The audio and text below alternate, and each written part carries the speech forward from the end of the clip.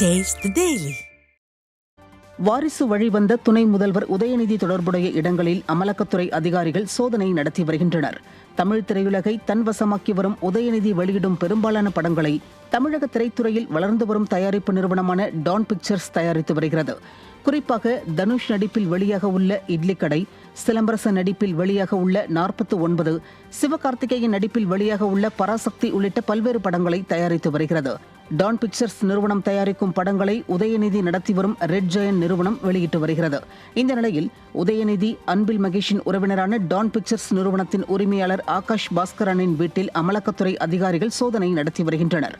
தேனம்பேட்டை கவிஞர் பாரதிதாசன் சாலையில் உள்ள ஆகாஷ் பாஸ்கரனின் வீட்டில் சோதனை நடைபெற்று வருகிறது.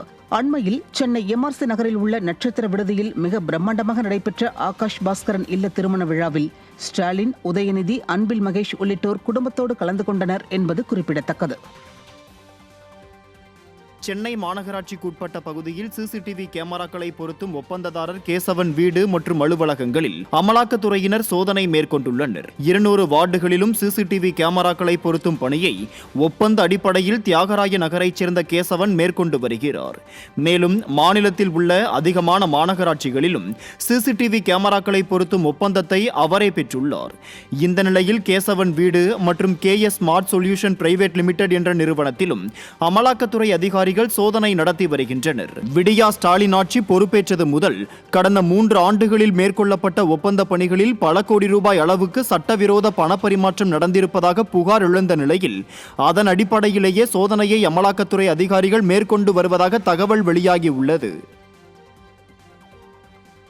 சென்னையில் டாஸ்மாக் மேலாண் இயக்குநர் விசாகன் உள்ளிட்டோர் வீடுகளில் அமலாக்கத்துறை அதிகாரிகள் சோதனை நடத்தி வருகின்றனர். டாஸ்மாக் தலைமை அலுவலகம், மதுபான ஆலைகள், மதுபான ஆலை உரிமையாளர் வீடு, அலுவலகங்கள் உள்ளிட்ட இடங்களில் கடந்த மார்ச் மாதம் அமலாக்கத்துறை சோதனை நடைபெற்றது. சோதனையின் முடிவில் 1000 கோடி ரூபாய் வரை முறைகேடு நடைபெற்றுள்ளதாக தெரிவிக்கப்பட்டது. இந்த நிலையில் சென்னை மணப்பாக்கத்தில் உள்ள டாஸ்மாக் மேலாண் இயக்குநர் விசாகன் வீட்டில் அமலாக்கத்துறை அதிகாரிகள் சோதனை நடத்தி வருகின்றனர். இதேபோன்று SNJ நிறுவனத்தின் உரிமையாளர் வீடு, ராயப்பேட்டையில் உள்ள ரெசிடென்சி குடியிருப்பில் வசித்து வரும் தொழிலதிபர் தேவகுமார், பெசன் நகர் கற்பகம் கார்டன் பகுதியில் வசித்து வரும் மின்வாரிய ஒப்பந்ததாரர் ராஜேஷ்குமார் வீடு மற்றும் அலுவலகங்கள் என 8 இடங்களில் அமலாக்கத்துறை அதிகாரிகள் சோதனை நடத்தி வருகின்றனர். திமுக அமைச்சரவையில் அங்கம் வகித்து வரும் அமைச்சர்கள் துரைமுருகன், KN நேரு, வேலு உள்ளிட்டோர் வீடுகள், அலுவலகங்களிலும் அண்மையில் அமைச்சரவையிலிருந்து விடுவிக்கப்பட்ட செந்தில் பாலாஜி, பொன்முடி ஆகியோரின் வீடு மற்றும் அலுவலகங்களிலும் அமலாக்கத்துறை பல்வேறு கட்ட சோதனை நடத்தியது குறிப்பிடத்தக்கது.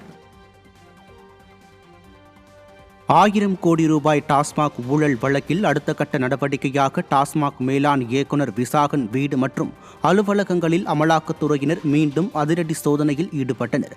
திமுக ஆட்சியில் டாஸ்மாக் கடைகளில் கூடுதல் விலைக்கு மதுபானங்கள் விற்கப்படுவதாகவும் கணக்கில் காட்டாமல் மதுபானங்கள் விற்பனை செய்யப்படுவதாகவும் எதிர்க்கட்சித் தலைவர் எடப்பாடி பழனிசாமி தொடர்ந்து குற்றம் சாட்டி வந்த நிலையில் டாஸ்மாக் மூலம் வெளிநாட்டு மதுபானங்கள் முறைகேடாக இறக்குமதி செய்து விற்பனை செய்யப்படுவதாக அமலாக்கத்துறைக்கு தகவல் கிடைத்தது. மார்ச் மாதம் டாஸ்மாக் தலைமை அலுவலகத்தில் தொடங்கிய அமலாக்கத்துறையின் சோதனையில் 1000 கோடி ரூபாய்க்கு மேல் முறைகேடு நடந்ததாக கூறப்படும் நிலையில் தற்போது மீண்டும் சோதனை மேற்கொள்ளப்பட்டு வரும் நிலையில் டாஸ்மாக் மேலாண்மை இயக்குநர் விசாகனின் வீடு மற்றும் சூளைமேடு, ராயப்பேட்டை, தேனாம்பேட்டை உள்ளிட்ட இடங்களிலும் சோதனை மும்முரமாக நடைபெற்று வருகிறது.